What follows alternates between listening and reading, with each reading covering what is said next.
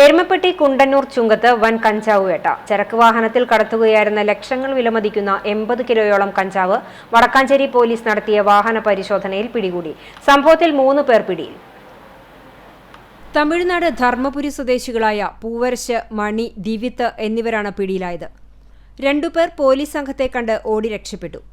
കുന്നംകുളം വടക്കാഞ്ചേരി സംസ്ഥാന പാതയിൽ കുണ്ടന്നൂർ ചുങ്കം ശ്രീകൃഷ്ണ ക്ഷേത്രത്തിന് സമീപം അർദ്ധരാത്രിയോടെയാണ് സംഭവം. രഹസ്യവിവരത്തിന്റെ അടിസ്ഥാനത്തിൽ പോലീസ് നടത്തിയ പരിശോധനയിലാണ് ലക്ഷങ്ങൾ വിലമതിക്കുന്ന കഞ്ചാവ് പിടികൂടാനായത്. 42ഓളം പൊതികളിലായി ടാപ്പ് ചുറ്റി ഒട്ടിച്ച നിലയിലാണ് കഞ്ചാവ് കടത്താൻ ശ്രമിച്ചത്. ഒഡീഷയിൽ നിന്നുമാണ് കഞ്ചാവ് എത്തിച്ചതെന്നാണ് സൂചന. ബൈക്കുകളിൽ തമിഴ്നാട്ടിലെത്തിച്ച കഞ്ചാവ് അവിടെ നിന്നും ചരക്ക് വാഹനങ്ങളിൽ കേരളത്തിലേക്ക് എത്തിക്കുകയാണ് ചെയ്യുന്നത്. ATM കവർച്ചാ മാതൃകയിൽ കഞ്ചാവ് കടത്തിന് പിന്നിലും വൻ റാക്കറ്റ് ഉണ്ടെന്നാണ് പോലീസ് സംശയിക്കുന്നത്. Commissioner Ilango R IPS, Kunnamkulam ACP CR Santhosh, Vadakkancheri police station house officer Rijin M Thomas എന്നിവരുടെ നിർദ്ദേശാനുസരണം SI-മാരായ TC അനുരാജ്, PV പ്രദീപ് എന്നിവരുടെ മേൽനോട്ടത്തിലായിരുന്നു പരിശോധന.